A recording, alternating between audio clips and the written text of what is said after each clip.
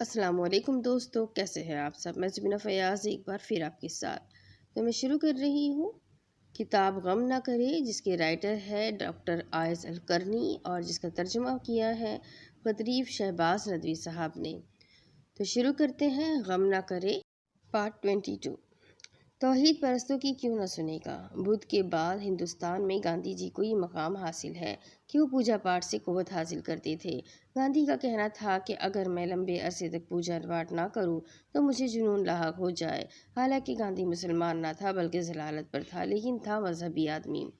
جب وہ کشتی میں سوار ہو گئے تو انہوں نے اللہ کو پکارا، اس کے لیے اطاعت خالص کرتے ہوئے کہا، کیا اس ذات کے کوئی برابر ہو سکتا ہے جو پریشان حال کی پکار سنتا ہے؟ جب وہ پکارے، انہوں نے سمجھا کہ انہیں گھیر لیا گیا تو انہوں نے اللہ کو پکارا، اس کے لیے اطاعت خالص کرتے ہوئے۔ میں نے تقریباً تمام علماء اسلام، مورخین اور ادبا کے اقوال کھنگال ڈالے، لیکن خلق اضطراب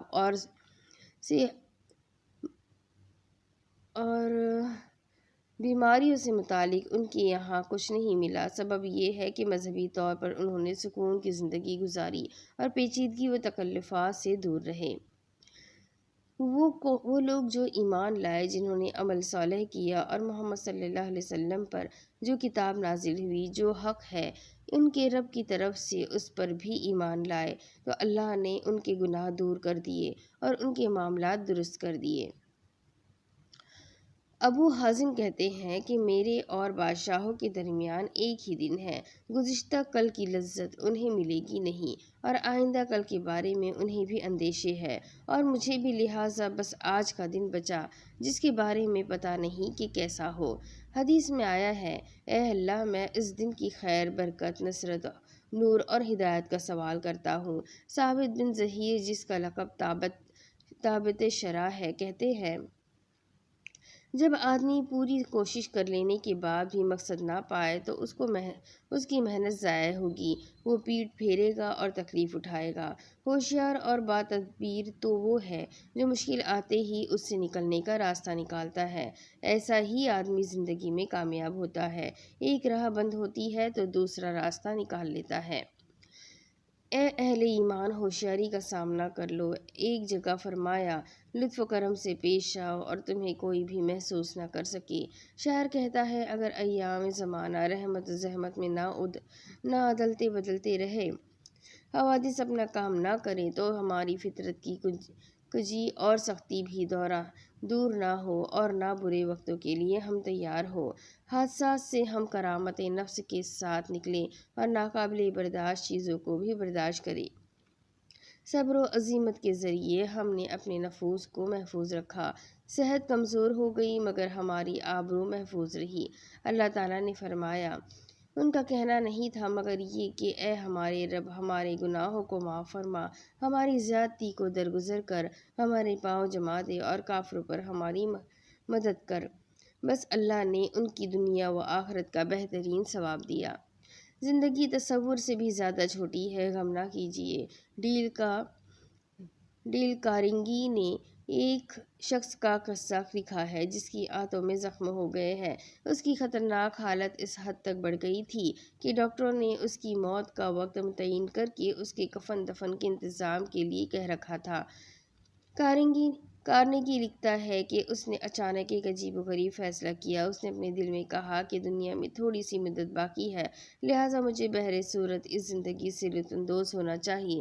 میں نے کتنی بار تمنا کی کہ مرنے سے پہلے دنیا کا چکر لگا لوں، تو یہی وہ وقت ہے جب میری یہ خواہش پوری ہو سکتی ہے۔ چنانچہ اس نے ٹکٹ خریدا۔ ڈاکٹروں کو بے چینی ہوئی۔ انہوں نے کہا کہ ایسا اقدام مت کرو ورنہ سمندر میں ہی تمہیں دفن کرنا پڑے گا۔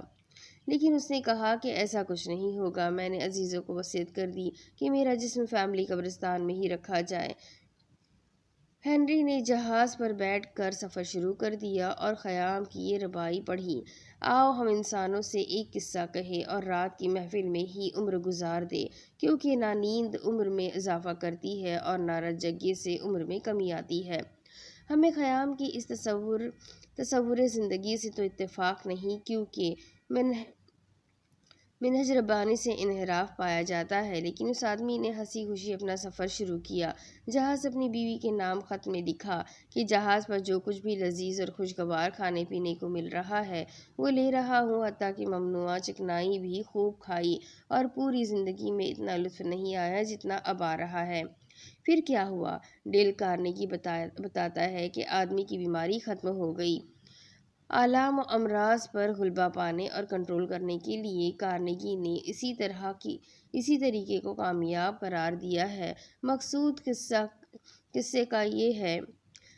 قصہ یہ ہے کہ خوشی و مسرت بہت سی جڑی بوٹیوں سے زیادہ کارگر اور سود مند ہوتی ہے۔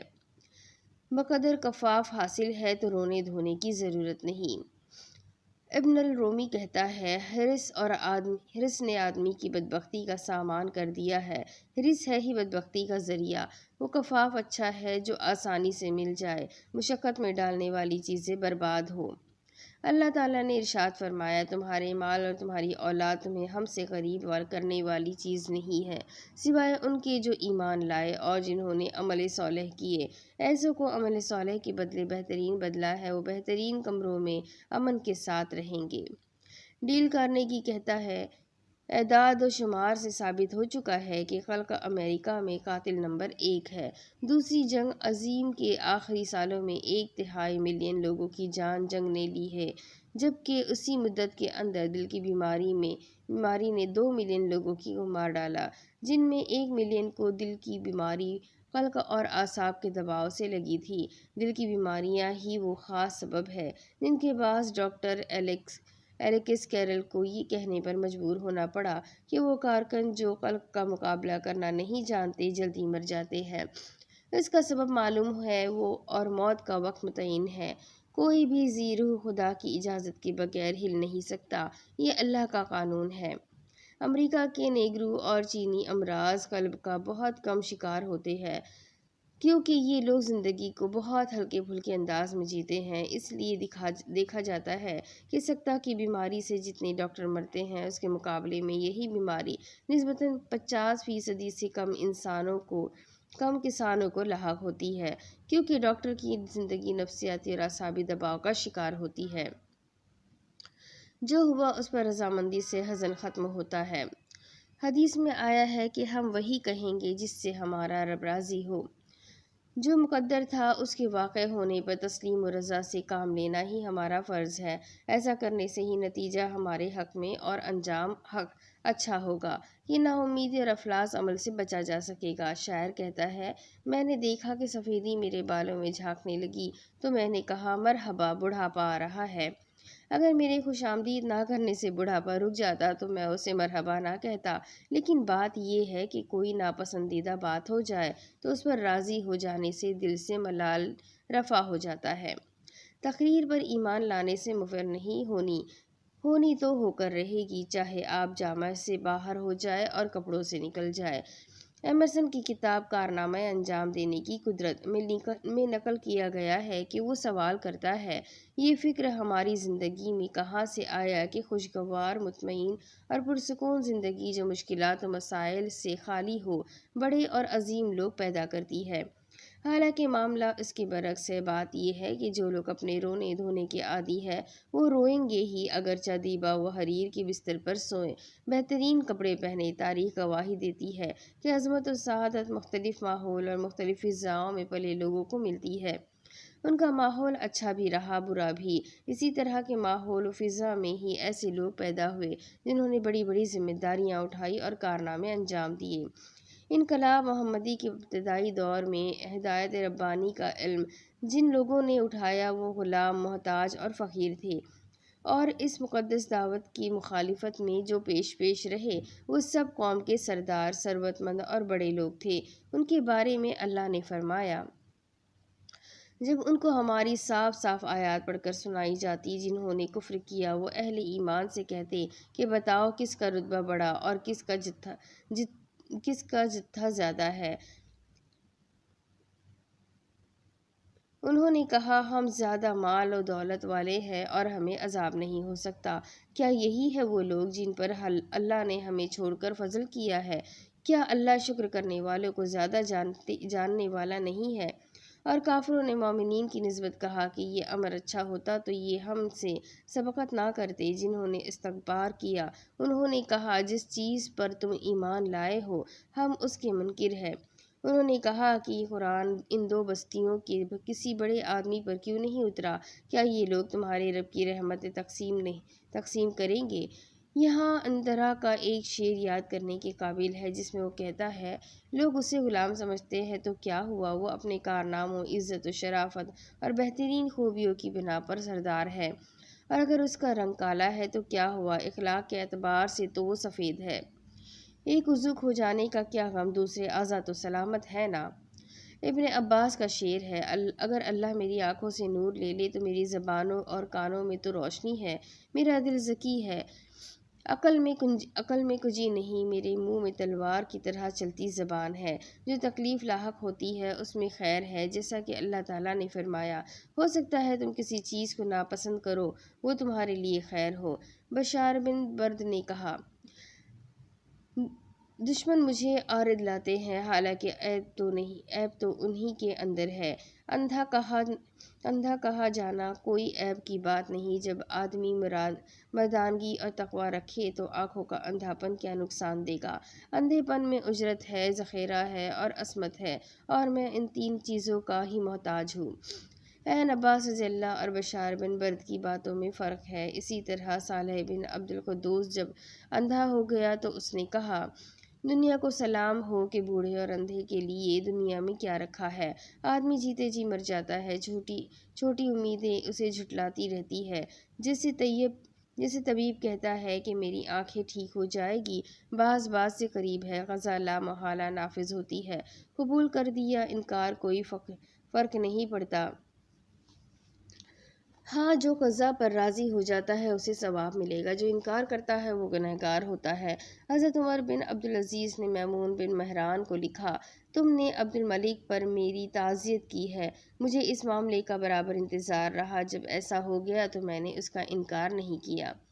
گردش ایام، روایت ہے کہ احمد بن حنبل نے بقیع بن مخلد کی بیماری میں زیارت کی اور ان سے کہا، اے عبد الرحمن، تمہیں ہر حال میں اللہ کے ثواب سے خوش ہونا چاہیے، صحت کا زمانہ یا بیماری کا، مطلب یہ ہے کہ ایام صحت میں بیماری کا خیال بھی نہیں گزرتا، اس لیے انسان کے عزائم بڑھ جاتے ہیں، اس کی امیدیں اور آرزوئیں بڑھ جاتی ہیں، اور شدید بیماری کے دنوں میں صحت کا خیال نہیں آتا، اس لیے امیدیں کمزور ہو جاتی ہیں اور ہمت سست اور مایوسی طاری ہو جاتی ہے۔ امام احمد بن حنبل کی یہ بات ارشاد الہی سے ماخوذ ہے، جس میں کہا گیا ہے کہ اور اگر ہم انسان کو اپنی رحمت کا مزہ چکھا دیتے ہیں پھر اسے اس سے کھینچ لے تو وہ مایوس اور ناشکرا ہو جاتا ہے، اور اگر اس سختی کے بعد نرمی و نعمت کا مزہ پہنچاتے ہیں تو کہہ اٹھتا ہے کہ میری مشکلات دور ہو گئی، پھر اتراتا اور مست ہو جاتا ہے، سوائے ان لوگوں کے جنہوں نے صبر کیا، نیک اعمال کیے، ان کے لیے مغفرت اور بہت بڑا اجر ہے۔ حافظ ابن کثیر نے لکھا ہے، اللہ تعالیٰ انسان اور اس کے اندر جو صفات ذمیمہ ہے ان کے بارے میں بتاتا ہے، سوائے ان مومن بندوں کے جن پر اس کی رحمت ہوتی ہے۔ جب انسان کو نعمت کے بعد شدت پہنچتی ہے تو وہ مستقبل کے بارے میں یاس و قنوط میں مبتلا ہو جاتا ہے اور اپنے ماضی و حال کا انکار کرنے لگتا ہے، گویا کہ اس نے کوئی خیر دیکھا ہی نہیں اور کوئی فراخی پائی ہی نہیں۔ ایسے میں اسے شدت کے بعد کوئی نعمت ملے تو کہتا ہے کہ میری مشکلات دور ہو گئی، مطلب یہ ہے کہ اس کے بعد مجھے کوئی نقصان یا آفت لاحق نہ ہوگی۔ اب وہ اتراتا ہے، فخر کرتا ہے، دوسروں پر فخر کرتا ہے اور اپنے ہاتھ میں جو ہوتا ہے اس پر خوش ہوتا ہے۔ اللہ نے فرمایا، سوائے ان لوگوں کے جنہوں نے صبر کیا، اعمال صالح کیے، ان کے لیے مغفرت اور بڑا اجر ہے۔ زمین اور بھی آسمان اور بھی ہے۔ ایک کا قول ہے، سفر اندیشوں اور تفکرات کو ختم کر دیتا ہے۔ حافظ الرا مہرمزی اپنی کتاب المحدث الفاضل میں طلب علم کے لیے سفر اور اس کی لذتوں کے سفر کی مذمت کرنے والوں کے اعتراض کا جواب دیتے ہوئے کہتے ہیں، سفر کرنے والوں پر معترض یہ جان لیتا کہ سفر کرنے والے کو سفر میں کتنی لذت ملتی ہے، وطن سے جدائی پر کیا نشاط حاصل ہوتا ہے، منازل، پڑاؤ اور ظاہر و باطن میں ملکوں کے نشیب و فراز باغات اور کھیتوں کے مناظر سے آدمی کے اعضاء و جوارح کو کتنا سکون اور لطف ملتا ہے۔ نئے چہرے دیکھنے، ملکوں کے عجائب کے مشاہدے، رنگوں اور زبانوں کے فرق و اختلاف، گھنے اور سیاہ دار درختوں کے سائے میں بیٹھنے، آرام کرنے، مساجد میں کھانے، وادیوں میں پینے اور رات کو نیند میں نوکر چاکر کو چھوڑ کر ساتھیوں سے اللہ فی اللہ دوستی کرنے میں کیا مزہ ہے۔ اور جب مسافر اپنے مقصد کو پا لیتا اور اس مجلس میں آ جاتا ہے جس کا سفر کیا تھا اور مشقتیں اٹھائی تھی، تو اسے پتہ چلے کہ دنیا کی لذتیں اور عیش و آرام تو انہیں مشاہد، ان کے محاسن، ان مناظر سے شاد کام ہونے اور ان فوائد کو لوٹنے میں ہے، اور ان لذتوں سے یہ معترض اور اس کے جیسے لوگ محروم ہیں۔ شاعر نے کہا، جس جگہ تمہاری اہانت ہو وہاں سے خیمے اٹھا لو، ذلت کی جگہ سے بچو، ذلت بچنے کی ہی چیز ہے۔ اب اس کے آگے کی سٹوری میں آپ کو اگلی قسط میں سناتی ہوں کہ آگے اس کتاب میں اور کیا لکھا ہے۔ جاننے کے لیے میرے ساتھ بنے رہیں، اگلی قسط میں پھر ملیں گے، تب تک کے لیے اللہ حافظ۔